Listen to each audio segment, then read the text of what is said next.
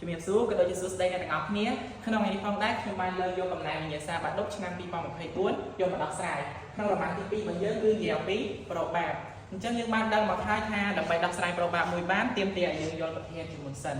ហើយដើម្បីឲ្យយើងយល់ប្រធានហ្នឹងគឺយើងត្រូវអានប្រធានហ្នឹងហើយយើងអានអាចចាប់ពី2ទៅ3ដងអញ្ចឹងទៅកុំឲ្យជឿភ័ន្តឬក៏ភ្លេចច្រឡំកន្លែងណាមួយតោះឥឡូវយើងចូលក្នុងការអានប្រធានបង្ហាត់យើងទាំងអស់គ្នាអញ្ចឹងគេថាក្នុងថ្នាក់រៀននៃសាលាអន្តរជាតិមួយមានសិស្ស24នាក់ដែលក្នុងនោះមាន3នាក់ជាជនជាតិអង់គ្លេស2នាក់ជាជនជាតិបារាំង5នាក់ជាជនជាតិចិន4នាក់ជាជនជាតិកូរ៉េនិង10នាក់ជាជនជាតិខ្មែរហើយគេថាគេជ្រើសរើសសិស្ស3នាក់ដោយចៃដន្យជាតំណាងថ្នាក់យកទៅប្រកួតក្នុងកម្មវិធីមួយរកប្រូបាបនៃព្រឹត្តិការណ៍ទាំង3អញ្ចឹងAសិស្ស3នាក់សុទ្ធតែជាជនជាតិនៅទ្វីបអឺរ៉ុប B សិស្សទាំងអស់សុទ្ធតែជាជនជាតិនៅទ្វីបអាស៊ីតែមិនមែនជាជនជាតិខ្មែរ C សិស្សទាំង3នាក់មានម្នាក់ជាជនជាតិខ្មែរម្នាក់ជាជនជាតិទ្វីបអឺរ៉ុបនិងម្នាក់ទៀតជាជនជាតិនៅទ្វីបអាស៊ីតែមិនមែនជាជនជាតិខ្មែរអូខេក្រោយពីយើងអានប្រធានបានម្ដងហើយយើងមកស្ដាប់សម្រាប់ដើម្បីងាយស្រួលនៅក្នុងការដោះស្រាយដល់យើងស្ដាប់សម្រាប់របស់យើងហើយគឺសិស្សទាំងអស់មាន24នាក់មានថាក្នុងថ្នាក់ហ្នឹងសរុបទាំងអស់គឺមានតែ24នាក់ឯងនៅក្នុងថ្នាក់ហ្នឹងគឺមានជនជាតិអង់គ្លេស3នាក់ជនជាតិបារាំងចំនួន2នាក់ជនជាតិចិន5នាក់ជនជាតិកូរ៉េមាន4នាក់ហើយនិងជនជាតិខ្មែរគឺមាន10នាក់ស្ដាប់សម្រាប់ហើយទាមទារឲ្យយើងដឹងថាសិស្សជនជាតិទាំងអស់ហ្នឹងស្ថិតនៅក្នុងទ្វីបអាស៊ីឬក៏អឺរ៉ុបពីព្រោះអីបើសិនជាយើងអត់ដឹងថាជនជាតិណានៅក្នុងទ្វីបណាទេយើងអាចដោះស្រាយប្រូបាបមួយនឹងបានទេអញ្ចឹងយើងមាន2ទ្វីបគឺទ្វីបអាស៊ីនិងទ្វីបអឺរ៉ុបអញ្ចឹងយើងត្រូវដឹងថាជនជាតិណានៅទ្វីបណាដើម្បីឲ្យយើងដោះស្រាយលំហាត់មួយនឹងបានឥឡូវយើងមើលទ្វីបអឺរ៉ុបរបស់យើងគឺមានអង់គ្លេសនិងបារាំងអញ្ចឹងអាពីរនេះគឺទ្វីបអឺរ៉ុប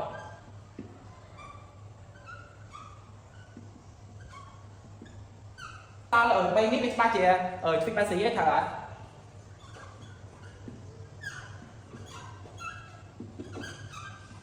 បាទក្រោយពីយើងបែងចែកទ្វីបអឺរ៉ុបនិងទ្វីបអាស៊ីហើយវាឡើងជាបញ្ហាសម្រាប់យើងទៀតហើយក្នុងការដោះស្រាយប្រូបាបមួយហ្នឹងអូខេអញ្ចឹងយើងសរសេរមករកប្រូបាបនៃព្រឹត្តិការណ៍ដែលអារបស់យើងគេថាសិស្ស3នាក់សុទ្ធតែជាជនជាតិនៅទ្វីបអឺរ៉ុបយើងដឹងហើយប្រូបាបគឺយើងរកពេនៃ A ជាមួយមកឧទាហរណ៍នៅ PA អញ្ចឹងវាស្មើនឹង NA លើ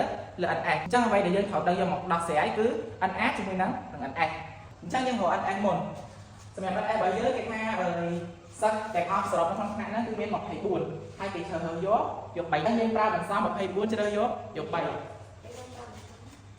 ដោយ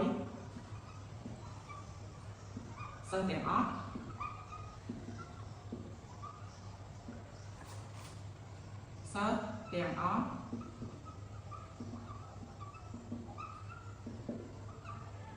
មាន24នាក់ហើយគេយក3នាក់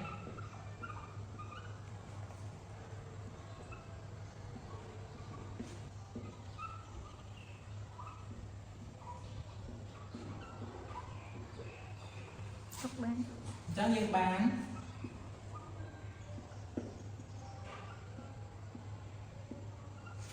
ករណីអាចរបស់យើង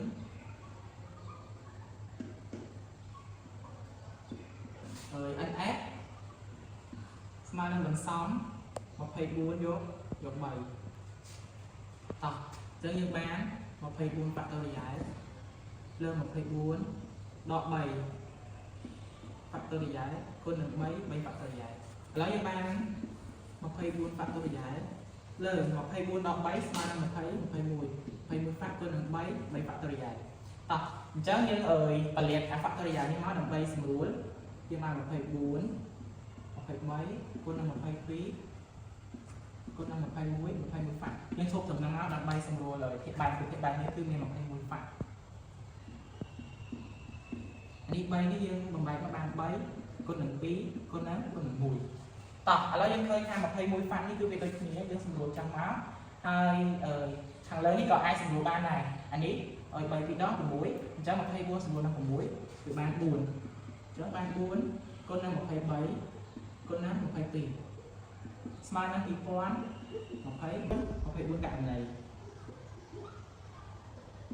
បាទឥឡូវយើងឃើញករណីអាចហើយគឺនៅករណីស្របបាទដើម្បីរកករណីស្របបានយើងមកមើល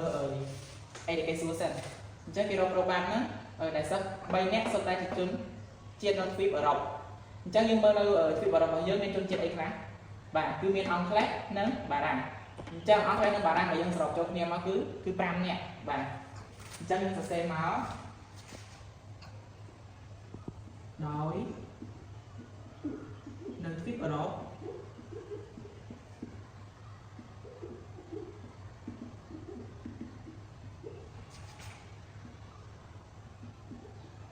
មានសិស្ស5នាក់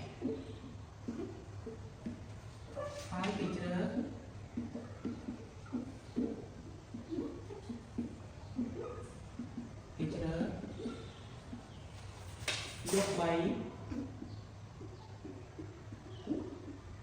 យក3នាក់យើងបានករណីស្របរបស់យើង NA គឺស្មើនឹងបន្សំ5យក3បាទអញ្ចឹងសំ5យក3គឺស្មើនឹង5លើ5ដក2ឲ្យហើយមក5ដក3មកឲ្យហើយមកគឺវាស្មើនឹង2ហ្វាក់តូរីយ៉ែលគុណនឹង3ហ្វាក់តូរីយ៉ែលតោះយើងបែរតមក5វាស្មើនឹង5គុណនឹង4គុណនឹង3ដោយហ្វាក់យើងគុណធ្វើអាធំជាងគេមកដើម្បីងាយស្រួលក្នុងការសម្រួលអាខមនេះ3ហ្វាក់នេះយើងទុកដៅមកយើងបែរតែ2បានហើយអញ្ចឹង2វាស្មើ2គុណនឹង1អញ្ចឹងខាងភាគយកនិងភាគបែរគឺមាន3ហ្វាក់តូរីយ៉ែលដូចគ្នាយើងសម្រួលមកហើយអាភាគយកនេះមាន4និងខមនឹង2យើងសម្រួលទៀតមកវាបាន5គុណនឹង2អញ្ចឹងស្មើ10ករណីអញ្ចឹងករណីសរបស់យើងឃើញហើយគឺ10ករណីហើយករណីអាចក៏ឃើញដែរគឺ2024អញ្ចឹងយើងបានប្រូក្រាមនៃព្រឹត្តិការណ៍របស់យើងហើយ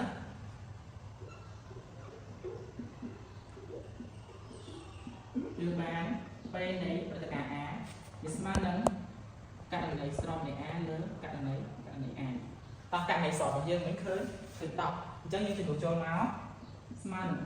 10លើឲ្យករណី A 2024ស្រួលហើយគឺចម្លើយរបស់យើងចុងក្រោយយ៉ាងហ្នឹងអញ្ចឹងព្រឹត្តិការណ៍ A របស់យើងគឺស្មើនឹង5លើ1012បាទអញ្ចឹងយើងដាក់ដូចនេះមកពេលនៃ A ស្មើនឹង5លើ1012បាទឥឡូវយើងចូលមកដល់ចំណុច B ដែលគេថាសិស្សទាំង3នាក់សុទ្ធតែជាជនជាតិអាស៊ីតែមិនមែនជាជនជាតិខ្មែរមានន័យថាក្នុងនោះតាមចំណុច B របស់យើងសិស្សទាំង3នាក់សុទ្ធតែជាជនជាតិអាស៊ីតែមិនមែនជាខ្មែរឥឡូវដើម្បីដោះស្រាយបានគឺយើងត្រូវដឹងសិនថានៅទ្វីបអាស៊ីរបស់យើងមានជនជាតិប្រមាណជនជាតិទាំងទៅបាទឥឡូវយើងមកមើលសម្រាប់ដែលយើងបានស្រង់ឃើញថានៅទ្វីបអាស៊ីរបស់យើងគឺមានជនជាតិចំនួន3ទី1គឺចិនទី2កូរ៉េហើយនិងចុងក្រោយគឺខ្មែរដល់ប្រធានបាទយើងឥឡូវនេះគេថាសិស្សទាំង3ជាជនជាតិនៅទ្វីបអាស៊ីតែមិនមែនខ្មែរអញ្ចឹងយើងដកខ្មែរចេញមកគឺអត់ខ្មែរបញ្ចូលទេយើងសរសេរបាន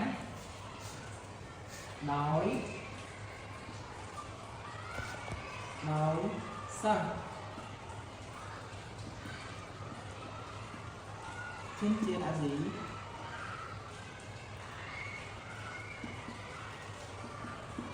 ហើយសិស្សជនជាតិអាស៊ីតែមិនមែនជាជនជាតិខ្មែរ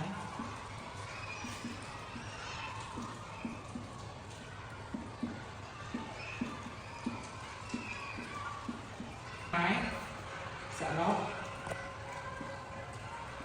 9នាក់ចឹងយើងបាន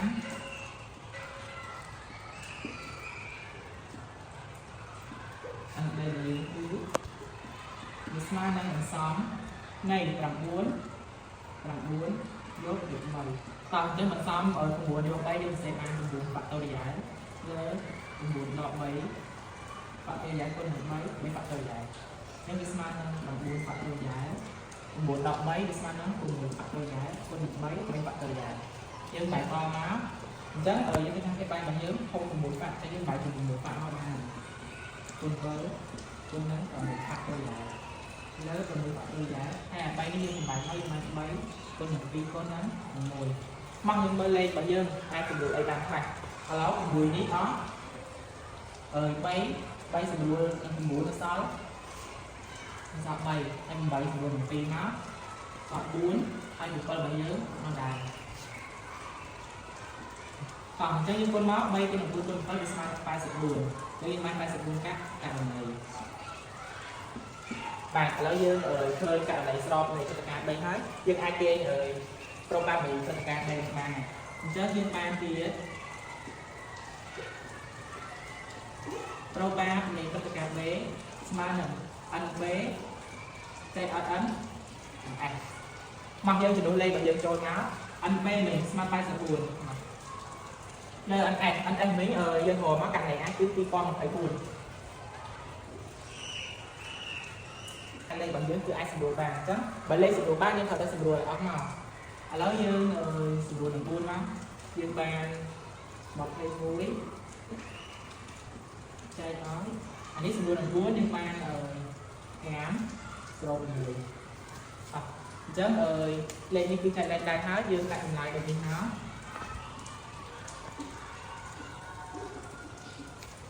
rất là cá